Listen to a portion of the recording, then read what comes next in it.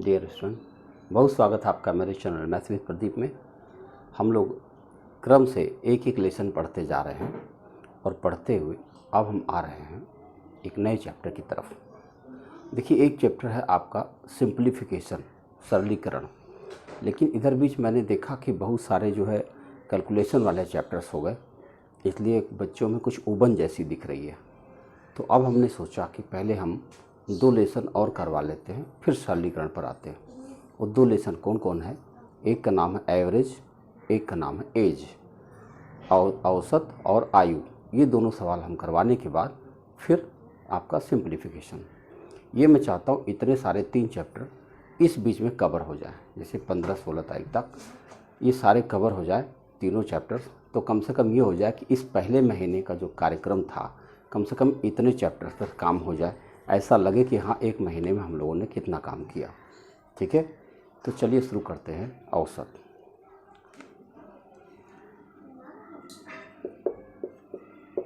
औसत चैप्टर है, बहुत ही कमाल का है और ये कह लीजिए कि हमारे जीवन में भी औसत का बड़ा ही योगदान है। और जब हम लोग कुछ करते हैं तो हम ऐसे मान लेते हैं कि अरे लगभग इतना होगा, तो वो एवरेज जैसा ही मानते हैं। एवरेज को हम अगर स्टैटिस्टिक्स की लैंग्वेज में देखें तो इसको कहा जाता है समांतर माध्य।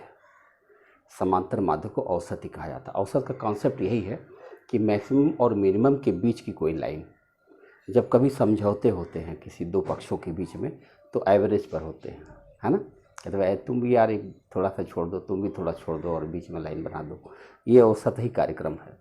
अगर आप किसान हैं और आपने देखा होगा कि खेत की जुताई करते हैं तो मिट्टी ऐसे हो जाती है और उसके बीच में फिर ऐसे लाइन में वो जब पटेला चलाते हैं तो बीच की जो लाइन है वो एवरेज लाइन कहलाती है। एवरेज लाइन का मतलब हुआ जो ये उठा वाला हिस्सा है, ये मिट्टी काट के इसमें डाल दिया जाता है, एक लेवल बराबर हो जाता है। ठीक है, एवरेज का ये बेसिक कॉन्सेप्ट है। अब उसका गणित में क्या योगदान है? गणित में बहुत योगदान है। आप कह सकते हैं कि बहुत बड़ा हिस्सा एवरेज से हल हो जाता है। इसका जो बेसिक फार्मूला है वो है औसत बराबर पदों का योग अपान पदों की संख्या। औसत मतलब हुआ पदों का योग बटा पदों की संख्या, मतलब कुल पद जोड़ दिया जाए और उनके औसत पदों से भाग दे दिया जाए।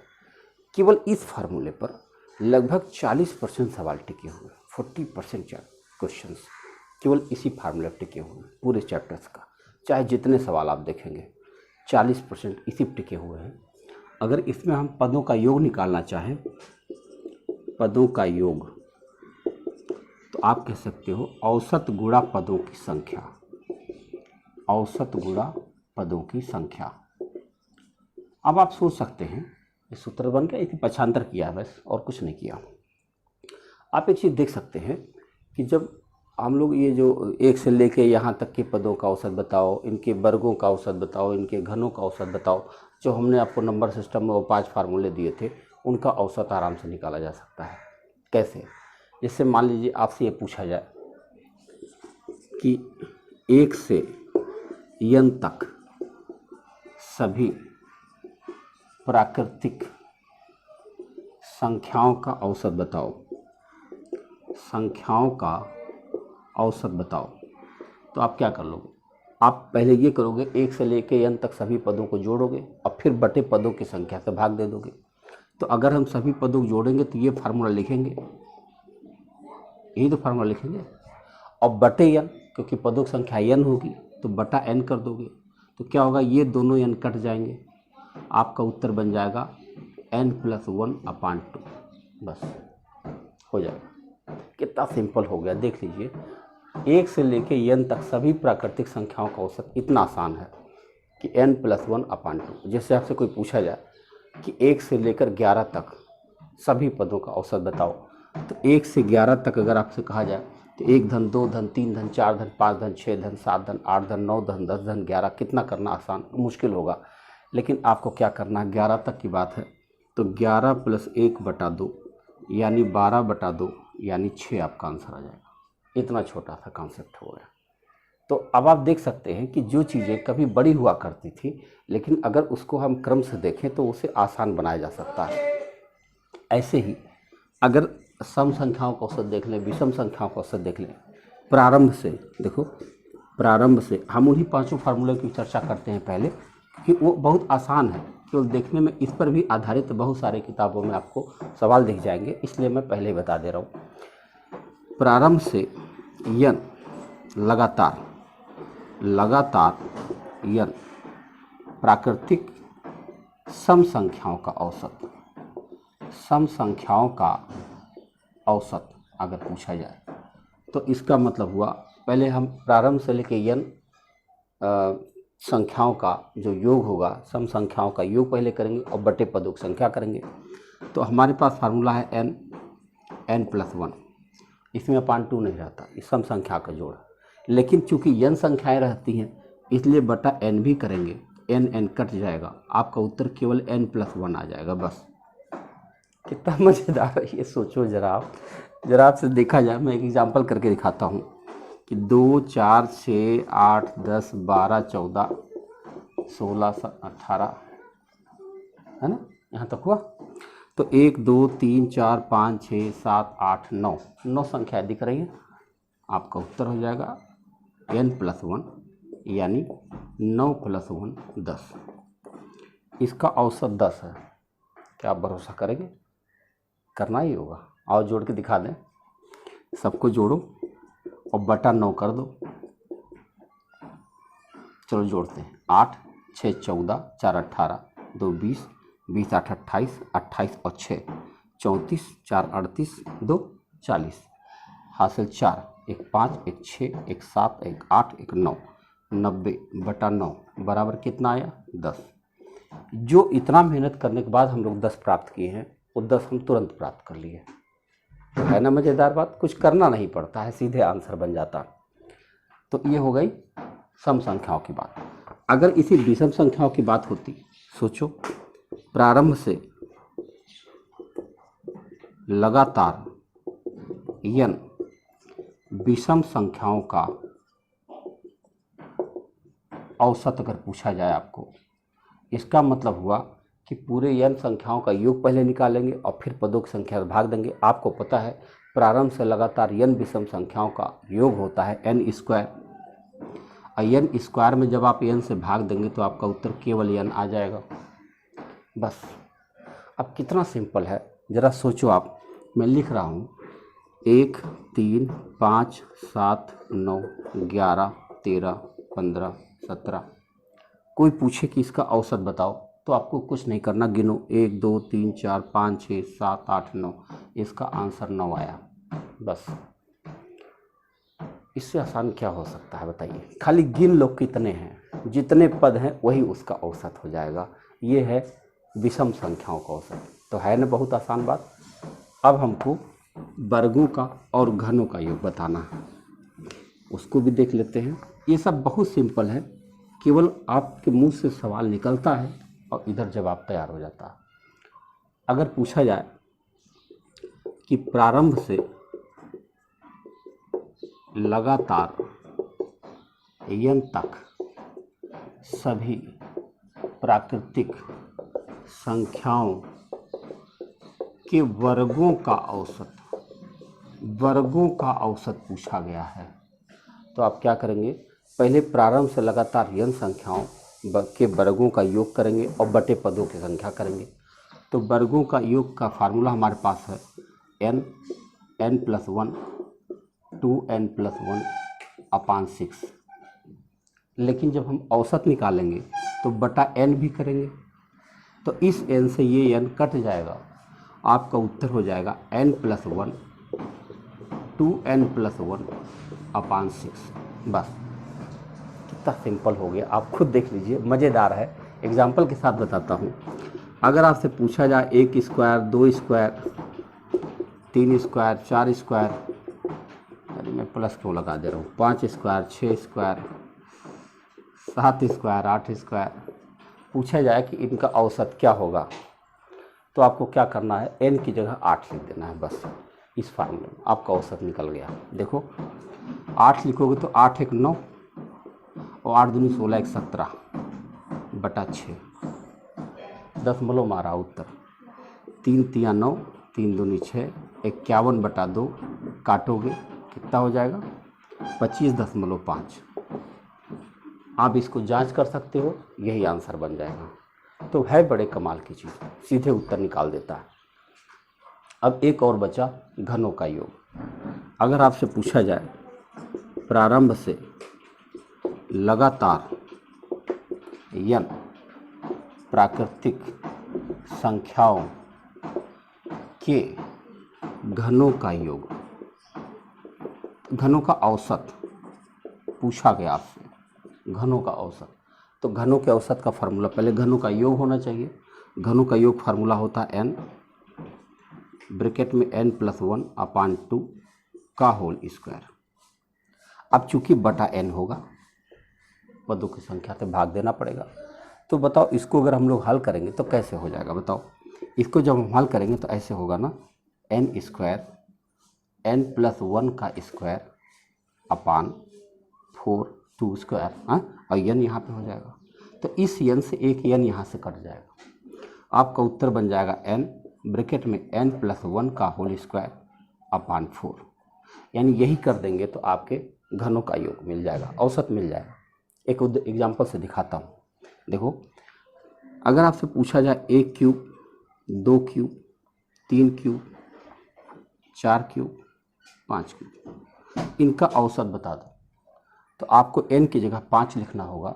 ऐसे 5 गुणा 5 + 1 6, 6 का स्क्वायर 36 बटा 4, 4 9 36, 9 बचे 45। आपका उत्तर 45। जांच करा दें, आइए दिखाते हैं।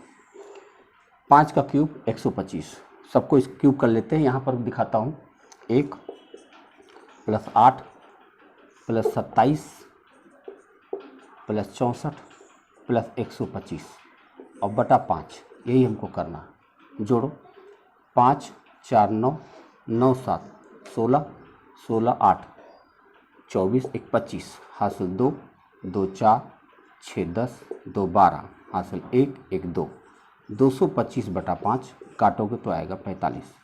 तो आप देख सकते हैं कि एक सवाल केवल एक फार्मूले से कितना तेज़ी से आप सवाल कर सकते हैं। तो हमने जो नंबर सिस्टम में पांचों फार्मूले बताए थे, उन पांचों फार्मूलों पर हमने ये सवाल कर दिया। ठीक है, अब चलते हैं आगे औसत के अंदर और क्या है।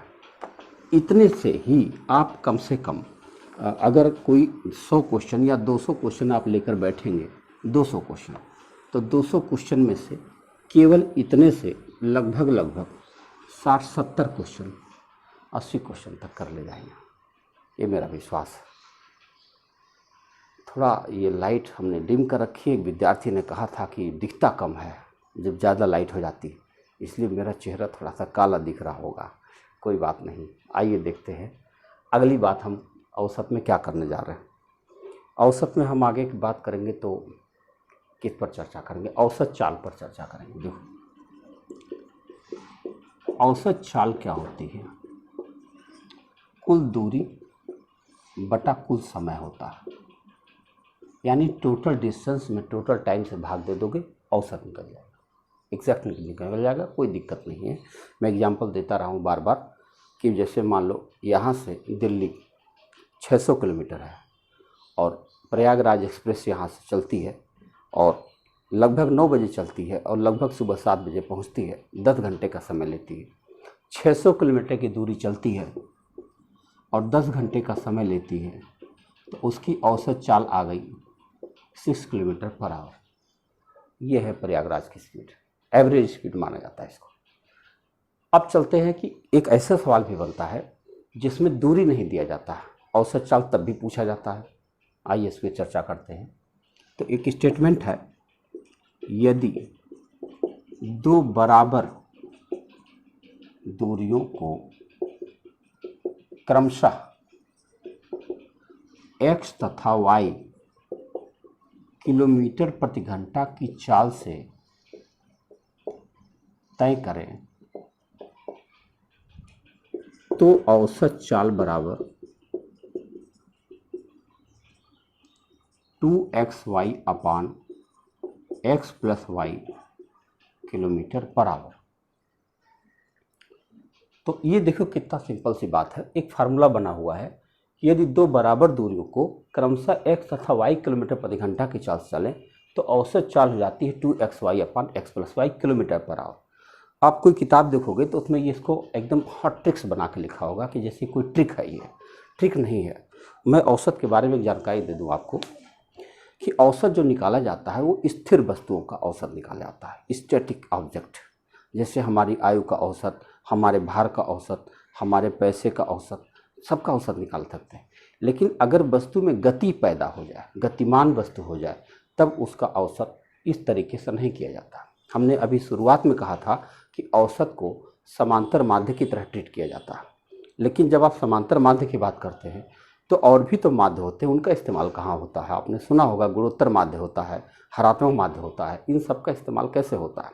तो जैसे से ज़रूरत पड़ेगी हम बताते चलेंगे।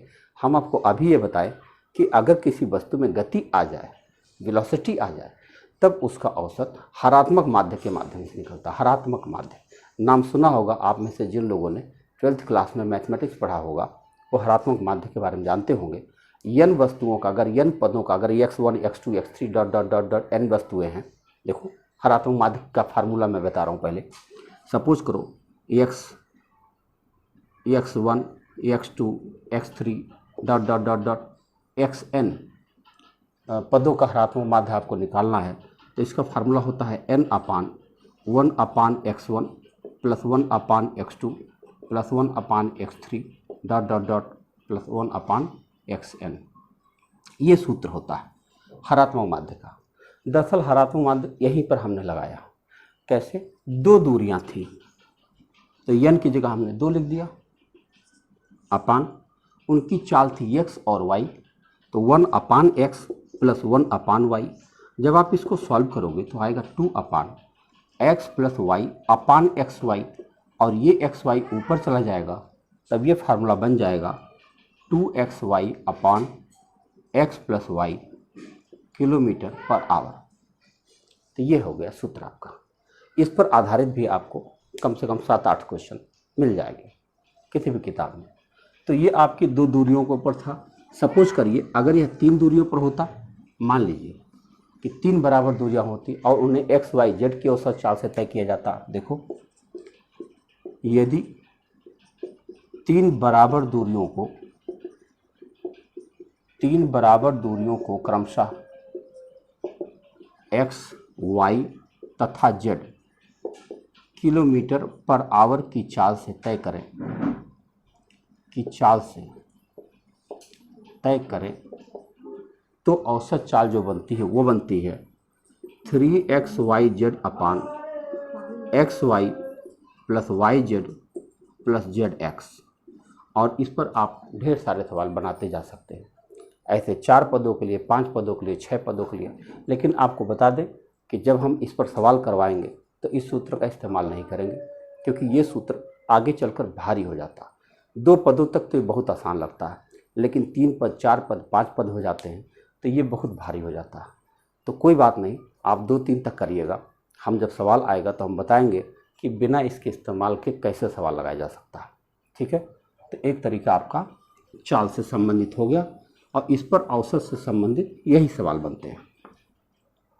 अगर बात करें तो 2 बातें और हैं। एक होता है बल्लेबाज का औसत, एक होता गेंदबाज का औसत। ये आपके क्रिकेट से संबंधित सवाल बनता है। देखो उसमें बल्लेबाज का औसत पूछा जाता है। एकदम याद रख लीजिए, बल्लेबाज का औसत निकालने के लिए फार्मूला होता है कि बनाए गए कुल रनों की संख्या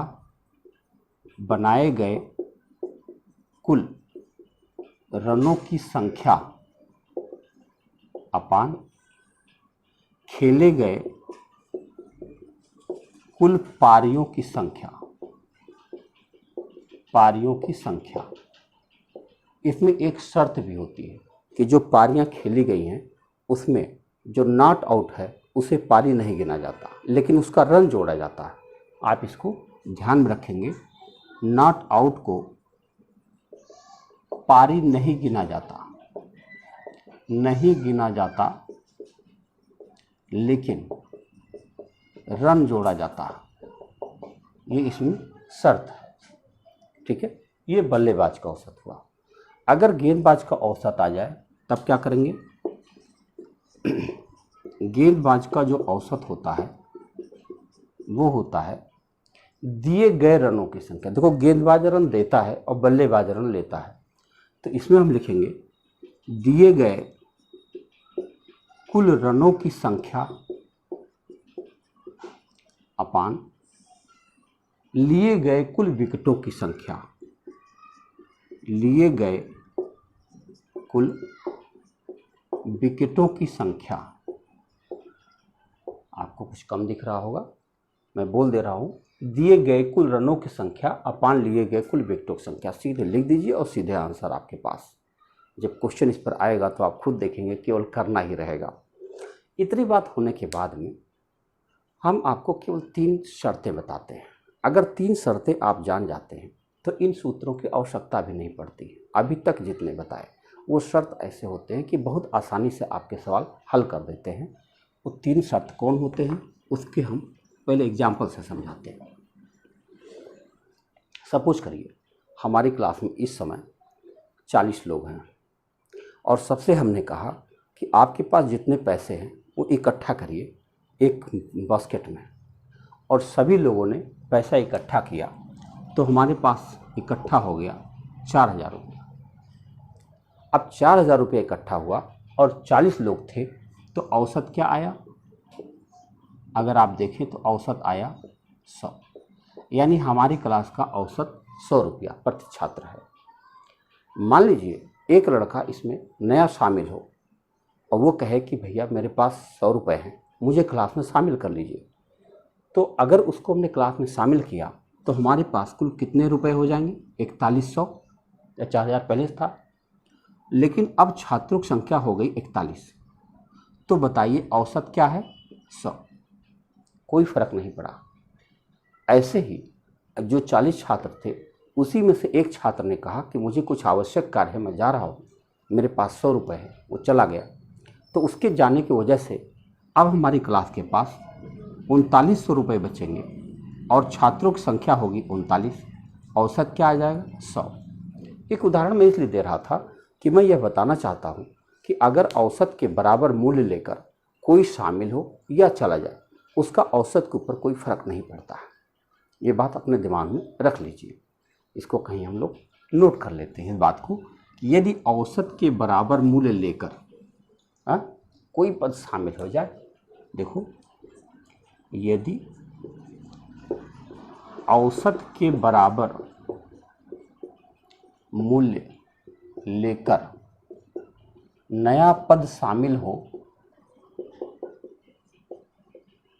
या बाहर हो, निकल जाए, तो मूल औसत पर कोई प्रभाव नहीं पड़ता। तो जो मूल औसत है अपरिवर्तित रहता है या पर कोई प्रभाव नहीं पड़ता। ये बड़े काम की चीज़ है, इसको एकदम याद रखने वाली बात है। इस पर आधारित हम बहुत सारे सवाल बताएंगे आपको कि कैसे हम इसको बिना हल किए लगा सकते हैं कि यदि औसत के बराबर मूल्य लेकर कोई शामिल हो या चला जाए तो औसत के ऊपर कोई फर्क नहीं पड़ता। नंबर 1। नंबर 2, सपोज करिए वो जो 40 बच्चे थे उनके पास जो रुपए थे उनको डबल कर दूं मैं, दुगना, तो जो 4000 इकट्ठा हुआ था वो 8000 इकट्ठा हो जाएगा और तब औसत निकालेंगे तो 200 रुपये आ जाएगा। आपने क्या देखा? यदि सभी पदों में किसी संख्या से गुणा कर दें तो औसत भी दुगना हो जाए। ऐसे सभी पदों में कुछ जोड़ दिया जाए तो औसत में भी उतना जुड़ जाएगा। सभी पदों में से कुछ घटा दें तो औसत में भी वही घट जाएगा और सभी पदों में से कुछ जोड़ क्या कहते हैं भाग दे दें तो औसत में भी वही हो जाएगा। तो यह बात भी आप नोट कर लीजिए कि यदि सभी पदों में किसी संख्या से जोड़, घटाना, गुणा या भाग किया जाए तो औसत पर कोई प्रभाव नहीं पड़ता। नहीं, तो औसत में भी वही संगत प्रक्रिया कर दी जाती है। संगत प्रक्रिया क्या है? संगत प्रक्रिया माने अगर जोड़ा गया था तो जोड़ दीजिए, घटाया गया तो घटा दीजिए, गुणा किया गया था तो गुणा कर दीजिए, भाग दिया था तो भाग दे दीजिए। तो औसत में भी वही प्रक्रिया हो जाएगी, कुछ भी नया नहीं करना पड़ेगा। और एक आखिरी बात और, इतने से औसत के सारे कॉन्सेप्ट क्लियर हो जाते हैं। किसी भी किताब का कोई भी क्वेश्चन बहुत आसानी से आप लगा सकते हैं। एक आखिरी बात और है, वो क्या है? यदि दिए गए पद, जो भी पद आपको दिए गए औसत निकालने के लिए, यदि दिए गए पद समांतर श्रेणी में हो, यानी उनके बीच एक निश्चित गैप हो, समांतर श्रेणी में हो, तो उनका औसत नहीं निकालना पड़ता। ठीक बीच वाली संख्या उसका औसत हो जाती है। और अगर ठीक बीच वाली संख्या भी ना निकालना पॉसिबल हो तो पहली और आखिरी जोड़कर बटा 2 कर दीजिए, तब भी औसत निकल जाता है। आइए मैं बताता हूँ। यदि दिए गए पद समांतर श्रेणी में हो, समांतर श्रेणी में हो तो उनका औसत ठीक बीच वाली संख्या, ठीक बीच वाली संख्या अथवा पहली संख्या प्लस अंतिम संख्या और बटा 2 होती है। यानी पहली और आखिरी जोड़कर बटा 2 कर दीजिए। कुछ कम विजुअल है, मैं फिर से बार बार बोल दे रहा हूँ, इनका भी डालूंगा जब नई क्लास चलाऊंगा। तो पहली और अंतिम संख्या जोड़कर बटा 2 कर दीजिए, तब भी औसत निकल जाएगा। बहुत सिंपल है। अभी आपसे कोई पूछ ले कि 1 से लेकर 25 तक की संख्याओं का औसत बताओ, तो हम क्या करेंगे? 1 धन 25 बटा 2 कर देंगे, बस। कोई पूछ ले 1 से लेकर 200 तक सभी पदों का औसत बताइए, तो 1 और 200 जोड़कर बटा 2 कर देंगे, हमारा औसत आ जाएगा। तो इतना सिंपल है औसत का कॉन्सेप्ट। अब हम क्या करेंगे कि इस पर कुछ सवाल देंगे, उन्हें लगाने का आप कोशिश करेंगे, और दूसरे जो वीडियो हम बनाएंगे उसमें उन सवालों को हल करेंगे जो थोड़ा सा मुश्किल होंगे। और आप लोग देखते रहिए, मस्त रहिए। Thank you.